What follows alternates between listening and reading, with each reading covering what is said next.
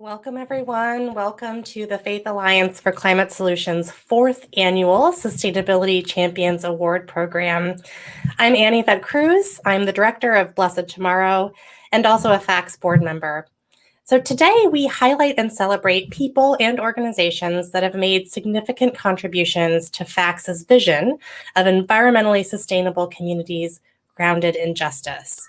The Faith Alliance for Climate Solutions organizes the power of Virginia's faith communities to advance local solutions to the urgent moral challenge of the climate crisis.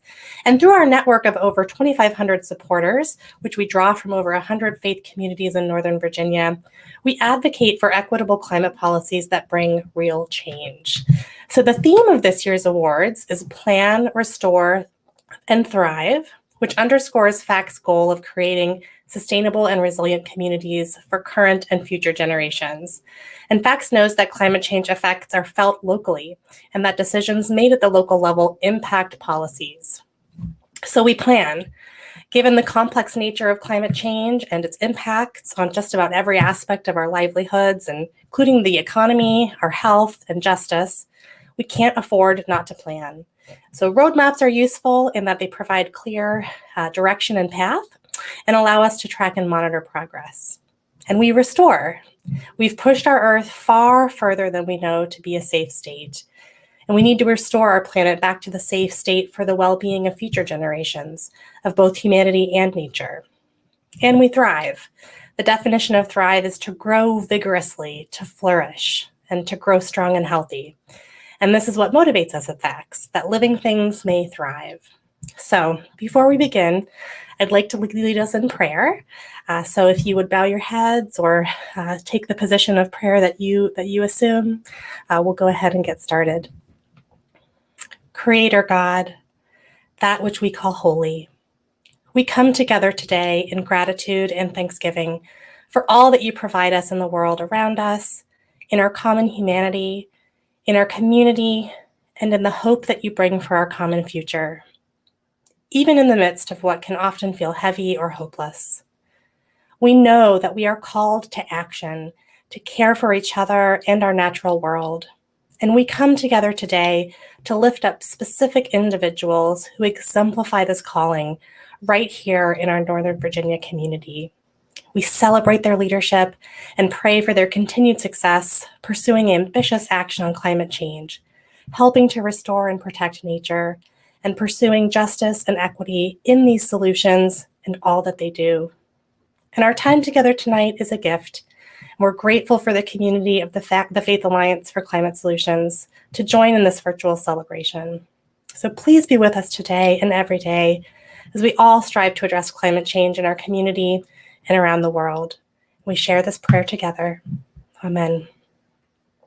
All right, now it's my pleasure to introduce the Reverend Dr. Jim Antal, a dear friend and our keynote for this awards program. Reverend Antal is a denominational leader, a climate activist, author, and public theologian. He serves as special advisor on climate justice to the General Minister and President of the United Church of Christ. Reverend Antal's book, Climate Church, Climate World, was featured in the Chicago Tribune on Earth Day 2018 and in Christian Century magazine on Earth Day 2019. And he received the 2019 Steward of Creation Award from the National Religious Coalition on Creation Care. And joining the Reverend Dr. Gerald Durley and Professor Catherine Hayhoe and previous awardees of the Ecumenical Patriarch Bartholomew, Bill McKibben, the Sioux Nation, James Hansen, and Wendell Berry. So Reverend Antal, welcome. I'll turn it over to you now. Thanks so much, Annie, and a big shout out to all the congregations, the people of faith, and the community leaders who are affiliated with the Faith Alliance for Climate Solutions. I wish I could package you up and just put you in every town and county in the United States. Your website is so impressive, both your accomplishments and your vision. I want to congratulate the climate champions who you'll be honoring later this hour. What an impressive group. And I want to applaud the fact that you're celebrating individuals, congregations, businesses, and elected leaders. The enormity of the challenge of the climate crisis poses demands leadership in all of these areas. And today, your awards recognize that. Also, it's great to see Rock Spring UCC, led by the Reverend Kathy Dwyer and the Reverend Laura Martin, as one of the recipients.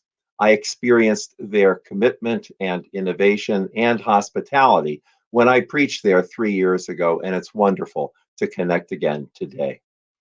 Let me begin by saying clearly what all of you know, that God's creation, life as humans have always known it on this earth, our common home, is in jeopardy. And the choices we make and the actions humanity takes over the next few years will determine the peril and possibility we and our children, as well as all future generations, will experience. People of every faith persuasion have a pivotal role to play in persuading humanity to welcome as opportunity the rapid systemic changes our civilization must undertake. The scientists have put us on notice. The engineers are providing all the solutions we need. Activists are courageously speaking truth to power as they use their bodies to testify to their love for God's creation. Now is the time for religious leaders and people of faith to bring to this challenge the same prophetic imagination that led to the defeat of slavery, the passage of child labor laws, the passage of both the Civil Rights Act and the Voting Rights Act, the defeat of apartheid, and the dawn of marriage equality and GLBTQ rights. In each of these cases, religious leaders, our forebears in the faith, convinced policymakers to institute massive systemic change in our laws, our behaviors, and the trajectory of our society. And how did they do that? Against inestimable odds, they clung to God's assurances and courageously imagined a future to which God was calling all of God's creation.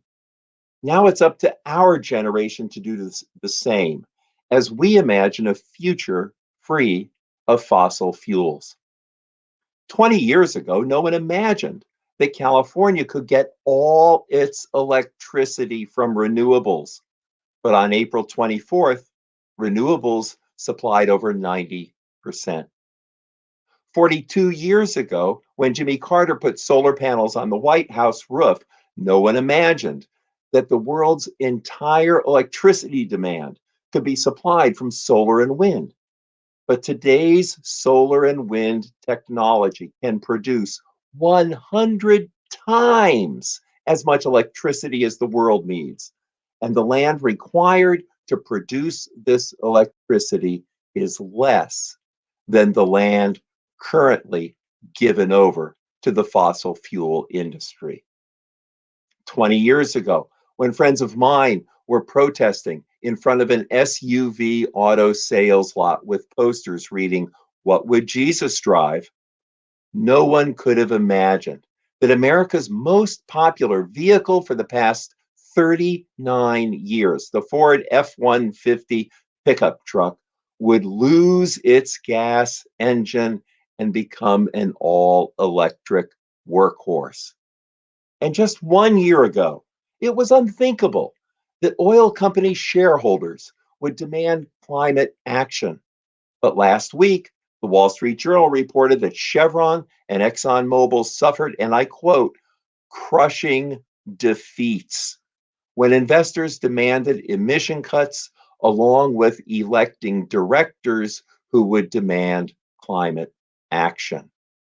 9 years ago, when Bill McKibben called for a campaign to divest from fossil fuels, no one imagined that in less than a decade, portfolios worth over $14.5 trillion would have purged their holdings of fossil fuel stocks. And in addition to that, thousands of people would follow Jane Fonda's lead by cutting in half their Chase and Wells Fargo credit cards to prod those banks to stop lending money to fossil fuel companies for the purpose of building new fossil fuel infrastructure. And speaking of fossil fuel infrastructure, almost 50 years ago, when Henry Kissinger first convened the International Energy Agency to respond to the 1973 oil crisis and protect the flow of oil, coal, and gas, no one could have imagined that last month that same IEA would declare that as of 2021, and I quote, there is no need for investment in new fossil fuel supply, no new oil and gas fields to be approved, and no new coal mines or mine extensions are required. In other words, the time has come to stop exploring for oil, gas, and coal. And one final quote, the focus for oil and gas producers must now switch entirely to output and emissions reductions from the operation of existing assets. And to continue the theme of keeping it in the ground, 10 years ago, when Bill McKibben called for several days of protest to stop the Keystone XL pipeline, no one imagined that 1,253 people would be willing to be arrested in front of the White House. A decade later, President Biden canceled the KXL pipeline on his first day in office.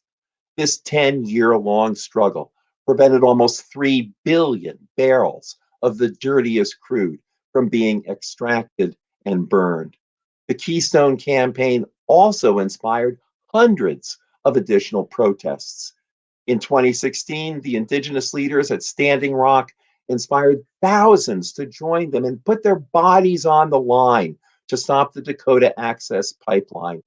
And 3 days from now, the faithful indigenous leaders in Minnesota will host thousands of protesters to prevent Line 3 from carrying unnecessary dirty crude oil from Canada through their pristine tribal lands, lakes, and rivers.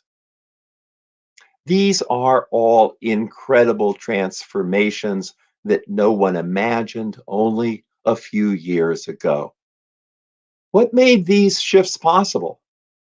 It was faithful, committed visionaries who were willing to unleash their prophetic imagination to envision a future free of fossil fuel. And one thing more, with the exception of the electric truck, all of these unimaginable transformations are on the supply side of the crisis. Let me explain. For 4 decades, beginning with the first Earth Day in 1970, environmentalists and the environmental movement focused on the demand side of the crisis, asking consumers to shrink the demand for fossil fuel. Individuals and organizations, including houses of worship, push themselves to reduce pollution and waste by renewing, recycling, and reusing the precious resources entrusted to our care. All of this remains critically important, and we must continue to do better. But in the summer of 2011, the climate movement began to direct its attention to the supply side. How could we expose the fossil fuel industry's singular focus on quarterly profits, the flight from accountability for the irreversible consequences of extracting Earth's limited resources, the ruthless disregard for nature's fragility, beauty, and balance, the massive disinformation campaign against and denial of the science of climate change, and the unacknowledged racism behind decisions to locate refineries, coal ash pits, and pipelines. In short, we sought to revoke the moral license the fossil fuel industry needs to continue to wreck the earth. Our initial effort focused on the impossible task of stopping the construction of the Keystone XL pipeline. The movement then enlarged the focus to resist all new fossil fuel infrastructure. It was the centerpiece of the resolution I wrote for the 2017 National United Church of Christ Synod that passed by over 90%. And as you may know, numerous cities now prohibit any new construction from using fossil fuel as a source of power or heat. Shutting down coal fire plants is part of the supply side strategy. Thus far, 340 coal fire power plants in the United States have been shut down. The current campaign, known as the Stop the Money pipeline, is pressuring our banks to stop lending money to fossil fuel companies so that they can expand their destructive profiteering. Even President Biden is joining the supply side strategy. On January 27th, he signed an executive order directing federal agencies to eliminate subsidies for fossil fuel companies. Some of these strategies are advanced by protests. Others are advanced by the passage of new policy or new laws. Whatever the means, protest or policy, houses of worship can be active contributors to the necessary transition. In addition to its focus on the supply side, I want to mention a second quality of the climate movement.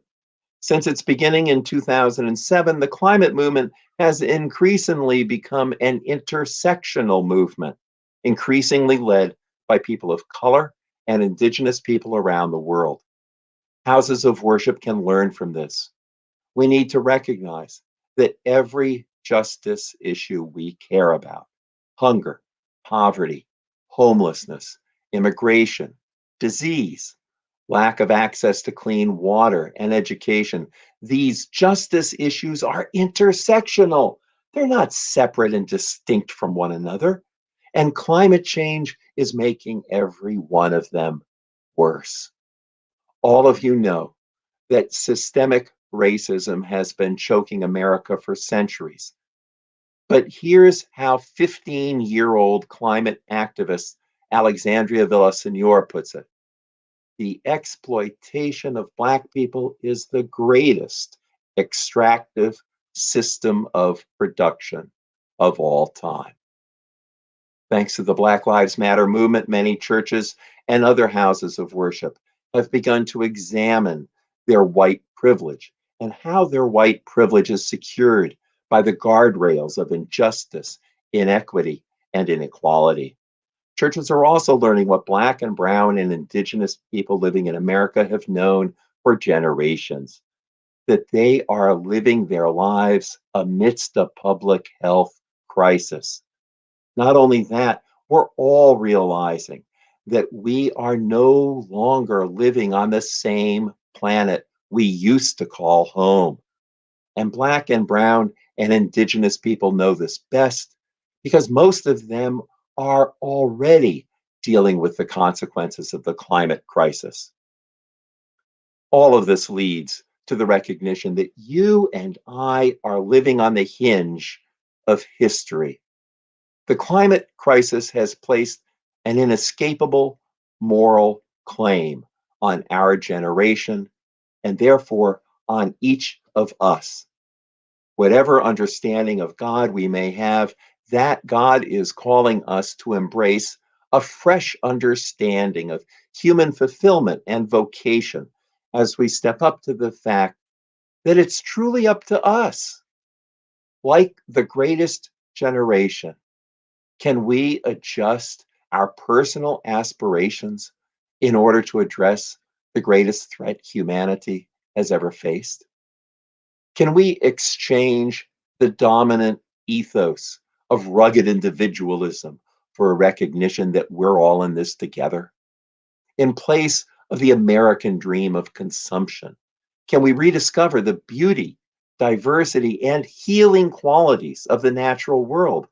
Can we learn that meaning and joy derive less from self interest and status and prestige and more from equality, community, vulnerability, and empathy? I believe we can and we must undertake all these ambitious moral pivots. And not only that, I believe that houses of worship can inspire and motivate business leaders and policymakers to demonstrate accountability to the future by taking immediate, bold, and ambitious actions to build a stable, just, and equitable carbon free economy and overturn environmental racism and champion climate justice. So let me conclude by applauding the programs and campaigns that have brought you thus far and thanking you for responding to God's call to address the greatest moral challenge humanity has ever faced. And may you continue to bend the moral arc of the universe toward justice and interdependence, even as we bend the ecological arc of the earth toward sustainability, renewal, and restoration. Thank you.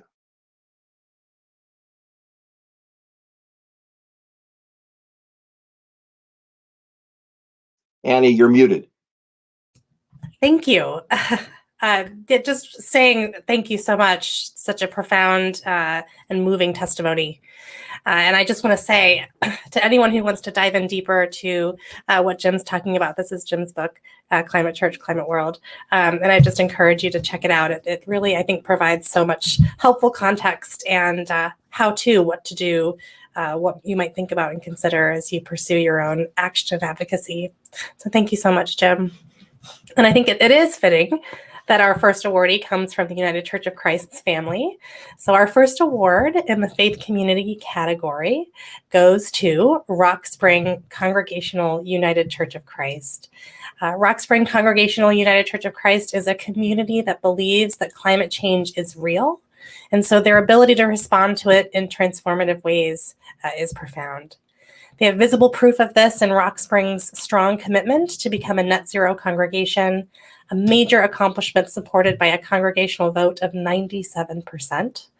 Rock Spring's plan includes insulation improvements, solar power installation, window upgrades, and automation. And becoming a net zero church is a big step forward, but only the latest action in Rock Spring's decades-long commitment to address climate change.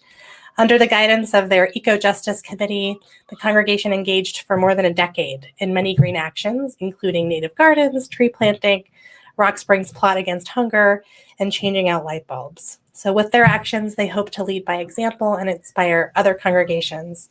So I'd like to invite Reverend Dr. Kathy Nystrom-Dwyer, Senior Pastor, and Jerry Hartz, Rock Spring UCC member and founder of the Green Accelerator Program, to accept the award. Welcome. Thank you, Annie. It is really great to be with you all tonight, and so energizing, Jim, to hear your remarks and help us put some of the efforts that so many individuals and groups are individually working on and talking about the impact that makes. I'm honored to be here on behalf of Rock Spring, and I bring greetings from Laura Martin, our associate pastor, who's been very engaged in this project. She was married on Saturday and is on her honeymoon. Otherwise, I know she wouldn't want to miss it, but we certainly celebrate with her on that one. I arrived at Rock Spring in 2010, and it has been my joy and privilege to pastor this congregation and learn from them. I think my first Sunday, we went on a ecological scavenger hunt. So we've had a long history of being engaged with the climate movement, but it's been just in the last few years that we have really ramped up that investment. And it has been largely because of individuals in our congregation who have just an amazing passion for the climate movement. And I'm not sure anyone's passion can be matched by Jerry Hartz. So I'm going to turn it over to you, Jerry. Well, thank you, Kathy, and thank you for all of the leadership you've given for this whole project. Behind Kathy and I stand an entire congregation. As you heard, 97% of the congregation supported the changes we implemented. And I'm often asked, and we have opportunities to present, how did you do it? What were some of the elements? And I think it would be great to share with you just, some of the few key core things that we undertook to get to this moment in time. I think the first is that this is an issue of empowerment. Yes, there's the mission-driven focus of our church. Yes, there's the moral imperative on climate change. And every time when we read in the newspapers that we can't do anything about this, our church said, yes, we can. And so a whole congregation came together to say, we're going to make change. And I also say, as a subsection of this, that it's a story of local versus national. I worked in Congress for almost 3 decades. I'm afraid that the gridlock that we see every day is not going to move the ball much on climate change. But here, we start from the grassroots level with a great story of success. Top to bottom, this was a team approach. Kathy Dwyer, Laura Martin, our associate minister. Laura is a co-chair of the Green Accelerator project that I helped establish. We spent hours on the property board putting this together. We had meetings with the church council. We had meetings with the endowment committee. It was an entire team effort across the whole church. And I think it's a real lesson about how there's also a ground up swelling within a congregation. The third key element was it was scientific and a fact-based analysis. If you haven't heard of it, ASHRAE 2 is an important concept to know. It's a scientific study that will tell you how much you're spending on all of your utilities, heating, electric, cooling. We found we were spending $37,000 annually at Rock Spring. And we found that above our choir room in particular, there really was no insulation. The only thing above us was a drop ceiling. So we literally were heating and cooling the outdoors. In our ASHRAE 2 study, we found that 70% of our energy cost could be reduced through insulation alone. And yes, we did the solar panels. Yes, we did the insulation. And we hope to do monitoring across every room to lower heating and cooling and lighting when no one's present. On that insulation, that return on investment was as little as 4 years. That's how quickly we can turn this around. And we can drop from $37,000 to as low as $5,000 to $10,000 per year. The fourth thing is that savings of energy is a no-brainer. Once we knew scientifically what we could accomplish and help save the planet, we could also save money for the congregation for generations to come. But there was a big upfront cost, $400,000 to do the kind of investments that we would need to do as a congregation to reach those kinds of savings. The fifth element that was really important to us, we looked at all kinds of borrow money to make this huge investment that we had, and we could borrow against it at 3% loan, 20-year pay, big upfront investment. The energy savings we are going to generate year to year to year are going to be less than what we would have spent $37,000 per year, and we're paying off. Finally, this was a moment to lead by example. Or Teslas or anything else that you do are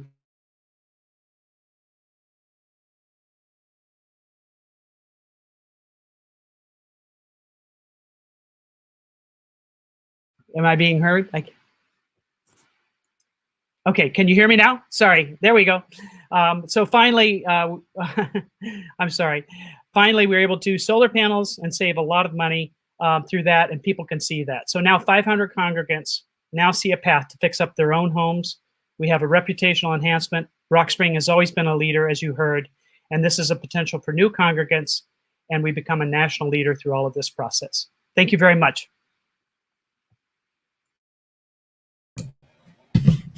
Thank you so much, Jerry and Reverend Kathy. We're just so grateful for all of your work and leadership and for the entire congregation's efforts on this front. And the building of this over time, it's been so inspirational. So even if you're a congregation that's just getting started, we can build over time and continue forward. So thank you again.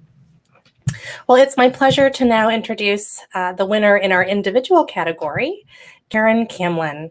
Karen is a member of the Fairfax County Tree Commission, the Land Unit J Task Force, the Joint Environmental Task Force, and the Virginia Council on Environmental Justice.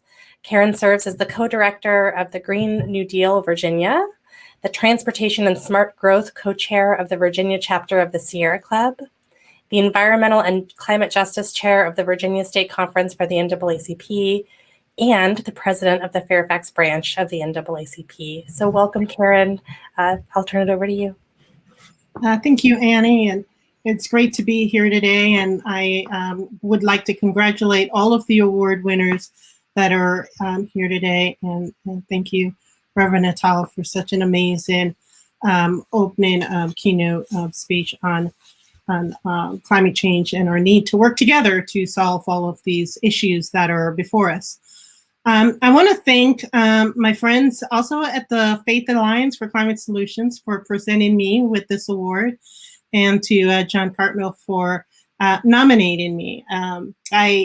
It's definitely not something that I did alone, so I would like to humbly accept this on behalf of all the fellow environmental activists and social justice warriors I work with across the Commonwealth and here at home in Fairfax County, as we work together to address issues stemming from climate change and inequities.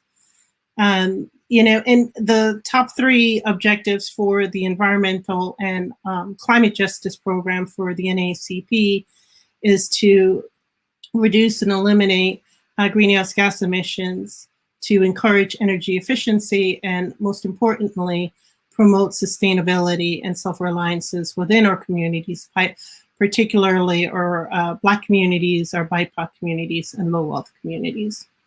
And I've been working with FACS for several years, and it's been a rewarding experience working with Meg, Eric, all of the board members and volunteers.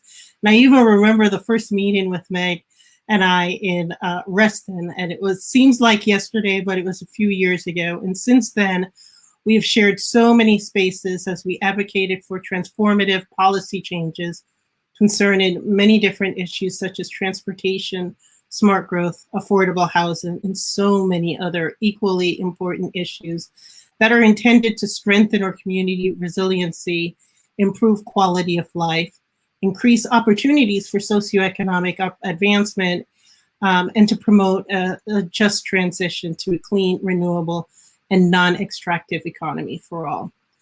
Climate change is real, and so is the social inequity that which serves as a barrier to a better life. And we must continue to work together collaboratively and collectively to hold our leaders focused and accountable, and to urge others in the need to move forward proactively with everyone in mind.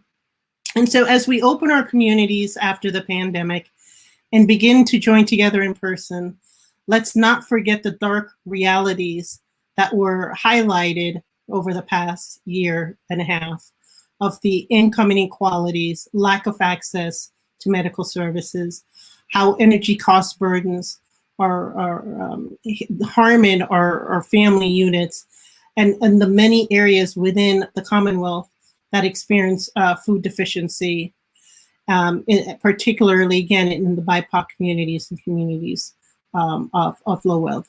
And let's work together to make sure that what we identified and what we witnessed and experienced do not go forgotten. I look forward to the continued relationship with everyone. And again, I'd like to say thank you so much for this award. It's a very humbling and satisfying experience. Thank you. Well, congratulations, and of course, incredibly well-deserved. And we're just so grateful for your leadership and partnership over the years. So I would like to move on to our next awardee.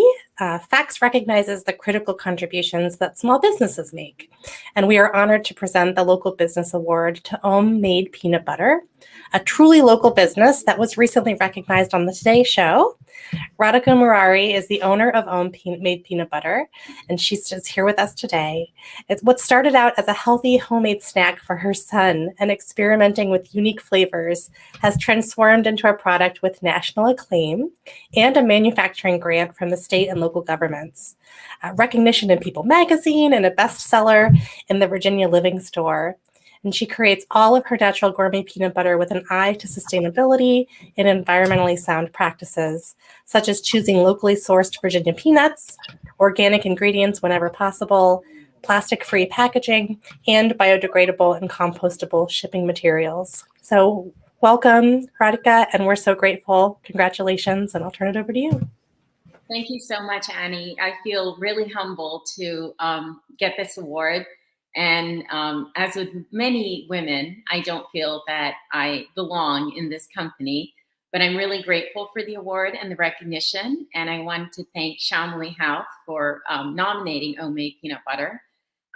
You're right, I did start the peanut butter as a healthy snack for my son. And as many of us, I try to live my life with as little harm to the environment as I can do. And so when I started a business, right from thinking about what nuts to use, or in the case of peanuts, legumes, I thought about what is local and what is good for the actual soil. And so when I looked at my foundation of my business, it really was to make sure that I could have a business that was sustainable. And you really hit upon all the things that we do so that we hurt the environment as little as possible. I'd also like to say that nothing is perfect, and we will always have a negative impact on the environment. But I do think that everything is a journey, and I, at least, always welcome people's suggestions as to how I can make the business more sustainable. I do think that sending homemade peanut butter across the country and being able to speak to people about why I chose Virginia peanuts, and also I get little videos from parents, and their children will use the compostable packing material that I put in my boxes. They'll use them as science experiments because they disintegrate in water, which of course styrofoam peanuts don't. So I think it's also important not just to do what we do to help the environment, but also spread the word so that other people think about it. And I know my customers definitely appreciate supporting a business that thinks about the environment. So again, thank you for recognizing all of our efforts, and I look forward to continuing the journey with everyone here and all my customers who support my efforts. Thank you so much, and congratulations. And I just want to echo, I love that idea of being an individual who's taking action, using that to model behavior for your business, and using your business's behavior to model for your community and for the broader world. So thank you. We appreciate you. All right, I'd like to introduce our next awardee. Elected officials are critical for advancing equitable policies to address climate change, and we are fortunate to partner with many elected officials that are providing strong leadership. So this year we are celebrating 2 elected officials at both the local and state level. So in the local elected official category, we're honored to present the award to Elaine Tolan, Drainesville District Representative on the Fairfax County School Board. For 8 years, Elaine managed the Fairfax County Public Schools Get to Green program. This district-wide pre-K-12 program promotes environmental stewardship among students and staff. And she managed the district sustainability team and led the FCPS to have a nationally acclaimed green school program. She's a founder of Nova Outside and has co-chaired their Student Environmental Action Showcase for the past 10 years. The showcase is hosted in collaboration with George Mason University and allows over 500 regional students to showcase their work. And prior to Elaine's work with FCPS, she worked 10 years for SAIC, managing a staff focused on large environmental cleanups for the U.S. Department of Energy.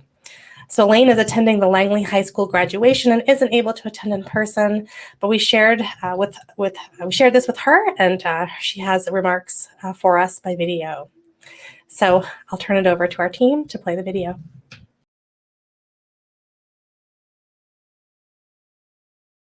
Good evening. I cannot tell you how honored I am to be here to accept this award today.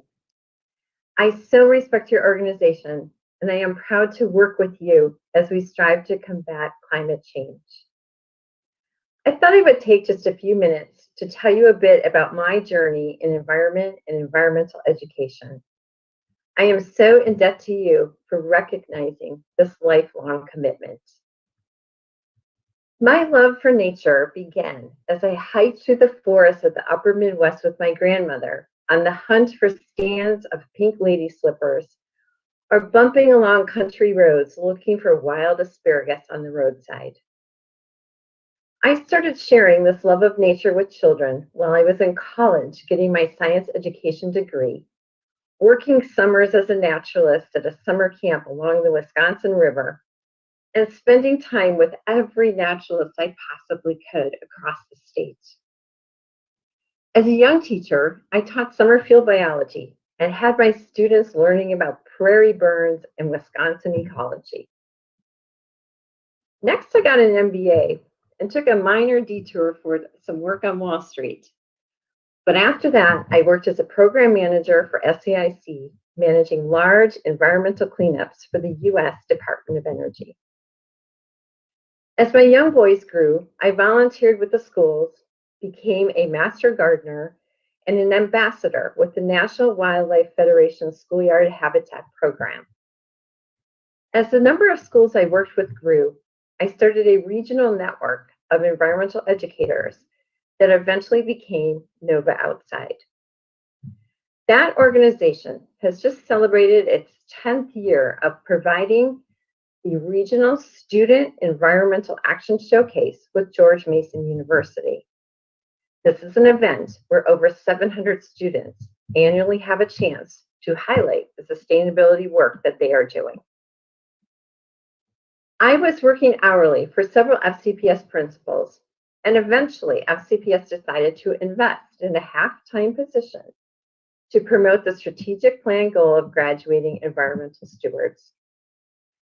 When I was hired into that position, I was given a desk, a $0 budget, and a green light to go to work. I immediately began to develop a set of partnerships and collaborations, since our Fairfax community has so much expertise and knowledge. Eventually, we started Get to Green officially, and I worked my way into a full-time position reporting to both facilities and instruction. It's about this time that my facilities colleagues began to complain a bit about this gentleman, Eric Goplerud, that was emailing them to try to get FCPS to set up an energy dashboard. Eric kept sending these long emails with links to all kinds of dashboards we might consider, and the facilities guys kept coming up with flaws in the linked dashboards. Finally, I suggested we sit down with Eric to find out what he really wanted, because I knew my students and teachers could use information about school-by-school energy information as well. So we sat down and collaborated, and with a little conversation, we quickly negotiated a dashboard format that worked for everyone. All Eric really wanted was transparency. That solidified a long-term partnership between FACS and FCPS, and a mutual respect and friendship between Eric and I and FACS. So here we are today, years later, and I am proud to still be working with FACS in my role on the Fairfax County Public School Board as we move forward to implement joint goals between the school district and our county government in the areas of energy management, waste reduction, transportation improvements, and workforce development. We are currently working with staff on full implementation plans and budget to accomplish our goals. We have a lot of work to do to coordinate with CCAP, advocate with our state delegation, and uphold the new climate action plan put forth by the Biden administration. But as partners, I am sure we will accomplish great things and make our county and our world a better place for all of us. We have to. The time is now. Thank you again for this honor. It truly, truly serves as a motivator for me to strengthen my work and my resolve for environmental improvement. Thank you again. Have a wonderful evening. The time certainly is now, and we're so lucky to have folks like Elaine in leadership and working with us and for us. So I'd like to go into our next awardee. At the state level, we are honored to recognize Delegate Kay Corey, representing the 38th District of Virginia. Kay Corey is a leader in the Virginia legislature who sponsored passage of a bill enabling the creation of local green banks throughout the Commonwealth. She has been a delegate in the Virginia legislature representing Fairfax County's 38th district since 2010, from 1999 to 2009, and she was a member of the Fairfax County School Board. As chair of the House of Delegates County, Cities, and Towns Committee, Representative Corey Delegate Corey showed skill and determination in passage of the Green Banks legislation. So I'd like to turn it over to Delegate Corey now. Thank you. Thank you very much. It is truly an honor to be here with you tonight.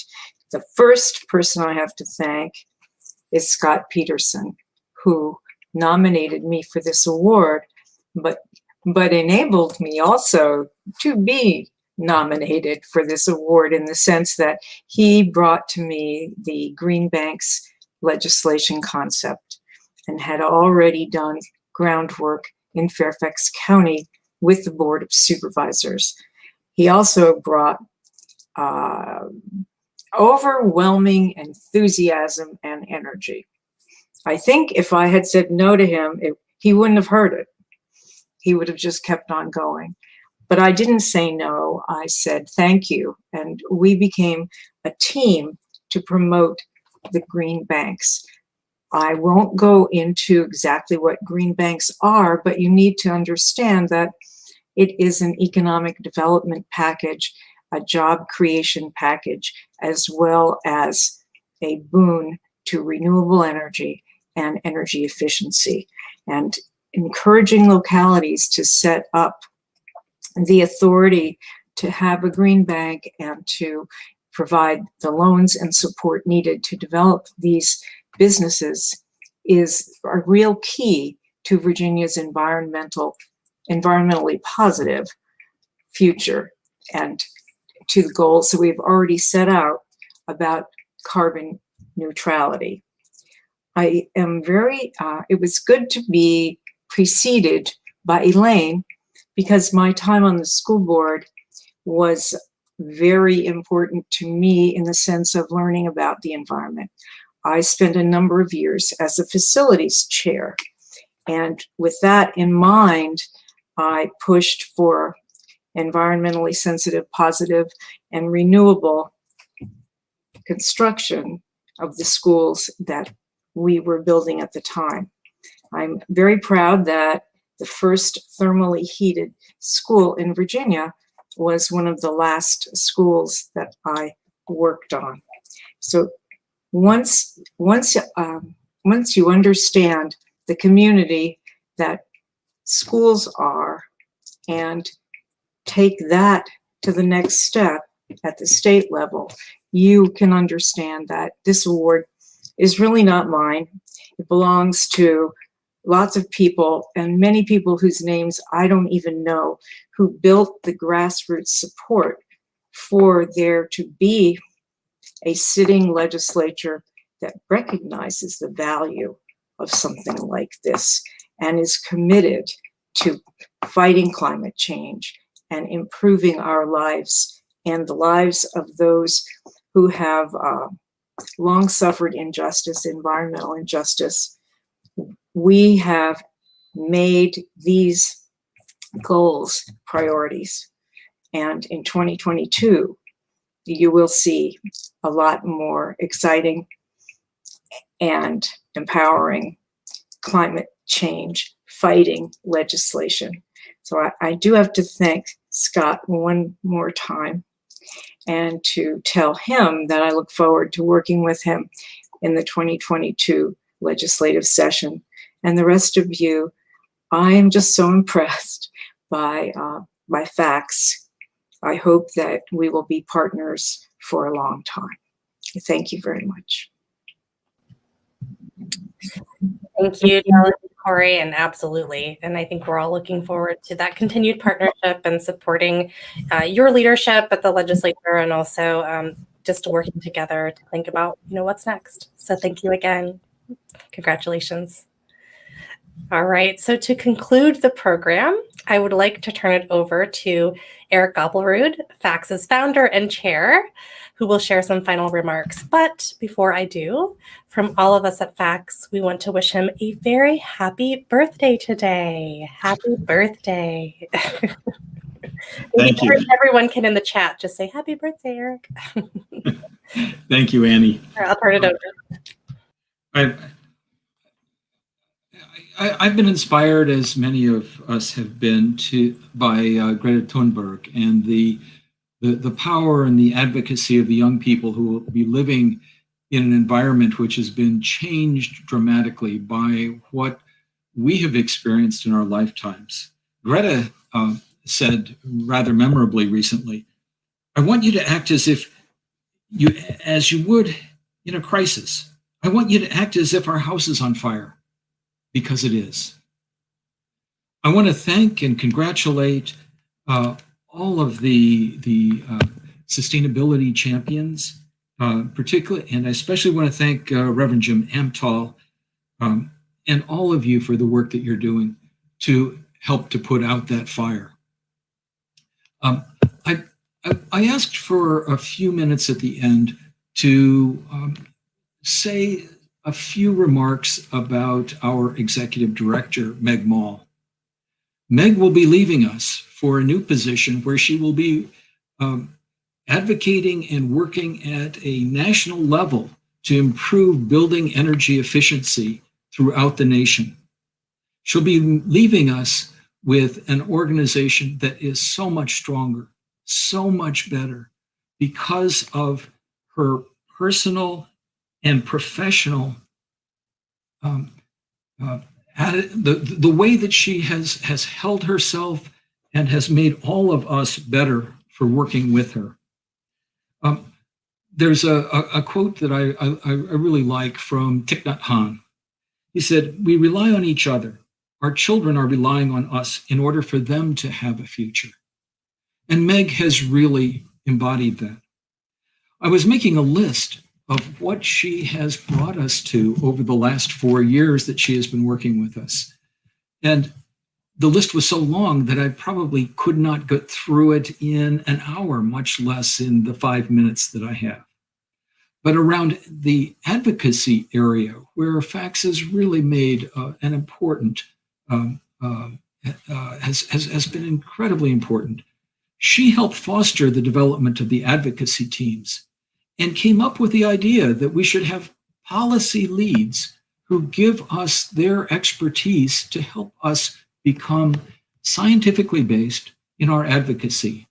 She helped organize and lead the candidate forums that we had for the school board members and the county supervisors in the last year.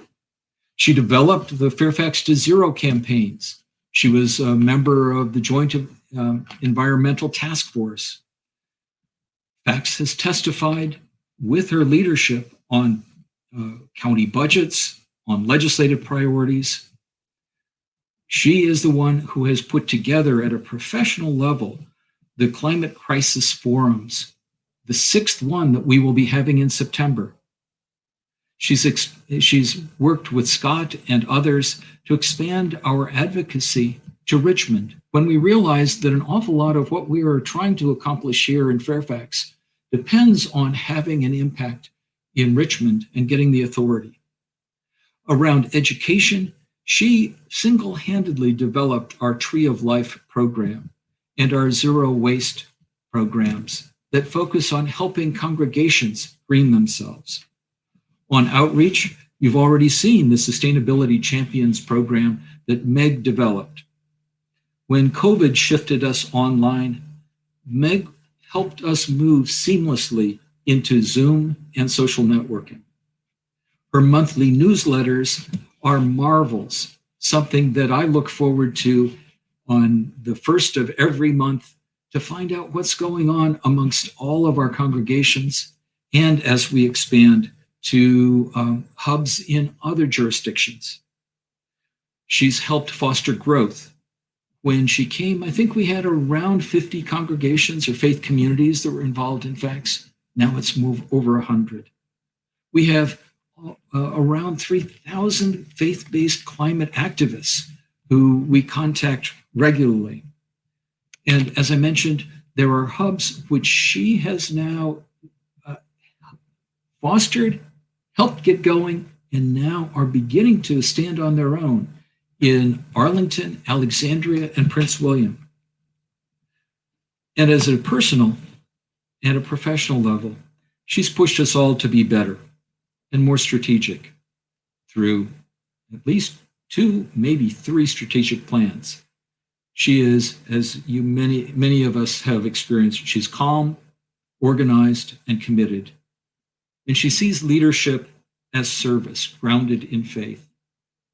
So I want to thank Meg for the service that she has given us, for the incredible, strong organization that she helped us all to foster, and for the future that all of us look forward to in taking the steps that Reverend Amtal has led us to see.